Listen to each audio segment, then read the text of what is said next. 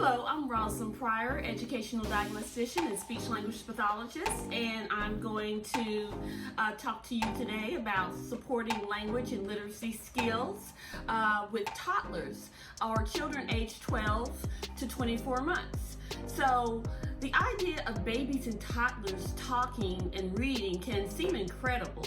It isn't necessary to really teach very young children, but I want you to learn how you can begin to help your child develop those language and literacy skills early. So it's hard to imagine them debating with you about curfews or curling up with the newest Harry Potter book, but language and literacy skills start early. That is just a research fact from birth, as a matter of fact. So watching your baby and learning how he or she communicates through sounds, facial expressions, and gestures are all important ways to help he or she learn about language and the written word. So it isn't necessary to teach very young children. Formal classes and other activities that push babies and toddlers to read and write and do flashcards and all of that, they don't help their development or make them do better in school for that matter.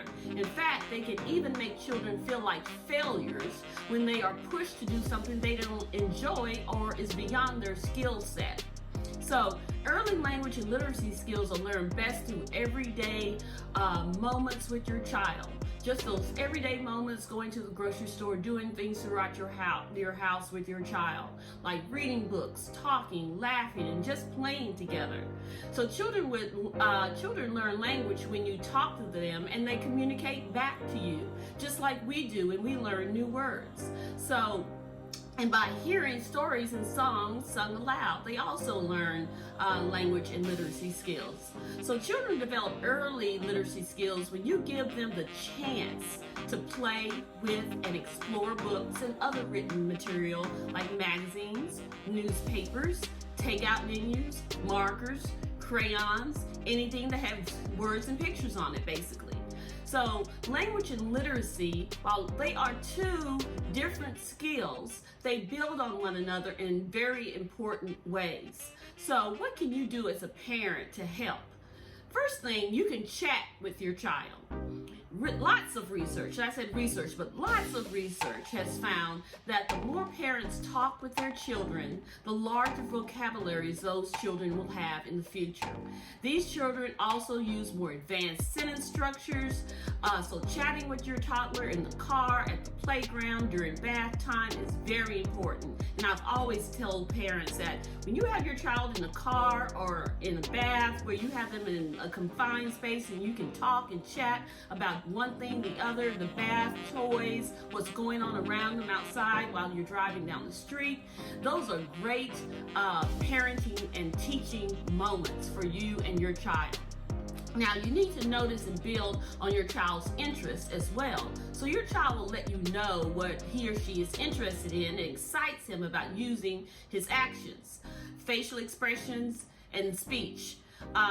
So when he points out the window or gives you a questioning look, put his actions into words. Yes, that's a squirrel. Let him look at him running along the street or running down the street, or that's a cat. Look at him crossing the street. Oops, we might hit the cat. So just come up with any words that you can think of that show the action that's going on around you. Use new words when you talk with your toddler. They pick up like sponges at this age. So a snack can be many things. It can be good. It can be healthy, yummy, crunchy, round, shaped like a goldfish, shaped like a square. Talk about what you're doing. I have to wipe the crumbs off the table. And about what you see your child doing. You are knocking over the blocks. Boom! And use lots of expressive language when you do that. You want to name pictures in the books that you read. So point out connections between books and your child's real life. So for example, after you see a picture of a school bus that's in a book, you can go outside and watch a school bus actually go up and down the street and show it to your child and help him make that connection about school buses and what's in the book. Ask questions as you read. Where is the caterpillar? You can also begin to ask your child questions like, would you like to read a book? What book would you like to read? Soon your child will toddle off and pick up a book that he or she loves to read. Don't make a big deal about speech mistakes. I'm going to say that again. Don't make a big deal about speech mistakes. There is no need to correct your child's pronunciation of words. Simply repeat the correct pronunciation. If your child says gamma or gamma, you might respond by saying, I see that grandma gave you a cookie. Yum, yum. Or to give your child a chance to hear how the word sounds. Grandma. Correcting your child can make him less likely to try to say the new words, okay? So you do want to be a translator for your child though. If other adults have difficulty understanding your child's speech, you can translate what he or she is saying. Give your child first a chance to speak and then explain. Ben is telling you that he has a new truck. So repeat what your child says. Choose books with stories that repeat words and phrases. Repetition is a great asset at this age. Children learn new words and pronunciations through repetition. One good choice, or this author has several good choices for this age group, is Brown Bear, What Do You See? Eric Carle. So other good choices include books that encourage your child to speak, such as books that pose simple questions like, where is baby's belly button by Karen Katz? Books with clear pictures of common objects. Name the pictures for your child. Dr. Seuss is another great author that has simple books that are repetitive in nature and that even have rhyming words in them. So read lots of books to your child. Reading together helps your baby develop, or your toddler develop, a love of reading. It also helps him or her learn the skills to read the book, such as turning of the pages, reading the words, talking about the pictures. Reading aloud also nurtures your child's language and listening skills. So recognize that not all books are winners though. Toddlers have strong likes and they have strong dislikes. Follow your child's lead and let him or her decide which books to read. Forcing a child to hear a story does not build a love of literacy and reading. Read the world around you. Point out stop signs, open and close signs, exit signs, your street signs. Let your child play with and read all kinds of written material. Magazines, newspapers, catalogs, takeout menus. They're not really reading, but let them go through the process of reading, and that will increase their language and literacy skills later on. Let them move around. They're going to move around anyway. Keep reading though. Children are often still listening even as they are moving around. In fact, some kids who have that strong need to move listen better when they're moving around. Encourage your child to act out the story you're reading. We do that a lot in therapy play and social stories, acting out the story that we've read. For example, you can ask him to jump like the frog in the book. Tell your child a story. Instead of reading a book, tell your child a story verbally. Children still gain important literacy skills by listening. They learn new words. They also learn how a story unfolds in a sequence. All stories have a beginning, a middle, and an end. Put the book down when your child shows that he or she is totally disinterested, though. Now, you want to always follow your child's lead and do some active play for a while. So come back to the book later. Forcing children to read can lead to, again, negative feelings about books and literacy. Let your child help read the book. Let your child hold the book and turn the pages. This helps her learn how the book works. books have a certain way that they work.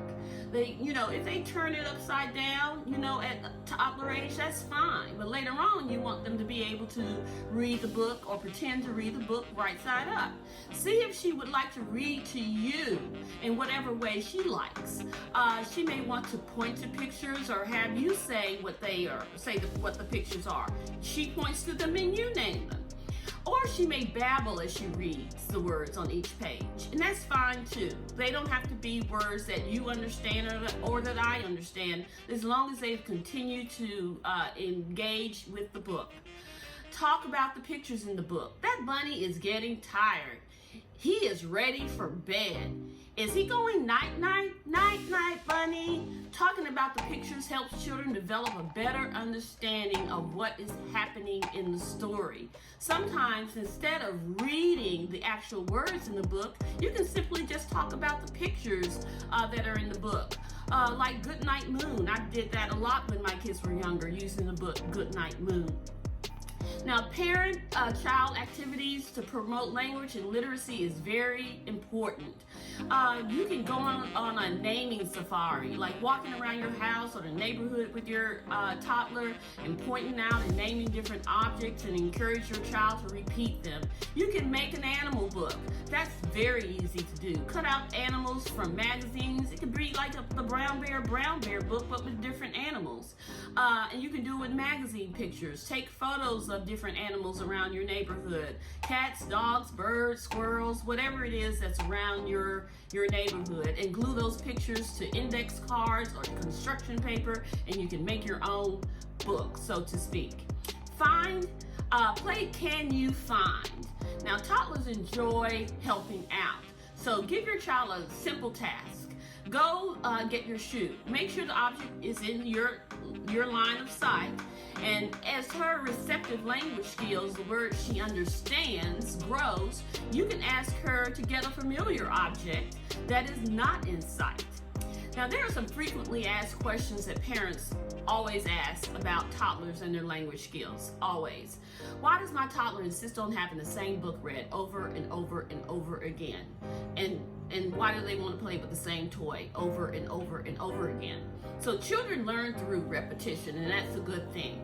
Although adults may tire of the same book, young children need to hear that same story over and over and over again, and watch that same movie over and over and over again till they fully understand it.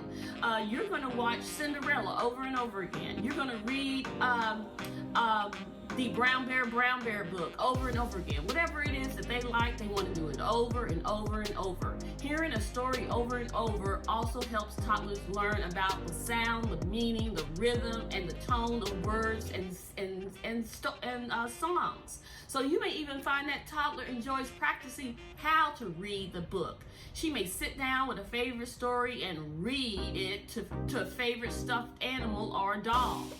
So another question is, my 18-month-old has started to get up and turn off and run off halfway through the book. Should I make him come back and finish the story? Well, that depends.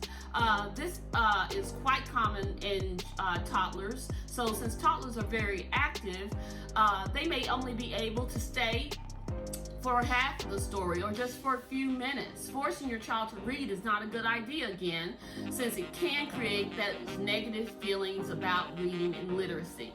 The good news is that while toddlers may run off, they will often return to the story many times, and you will probably get tired of the story before they do. Follow their lead again when you're reading together. Your child may just want to flip through the pages or go back and forth between pages of one or two of the pages of the book, and that's fine. Sometimes your child may want to get up and play with other toys while listening to the story. That's fine.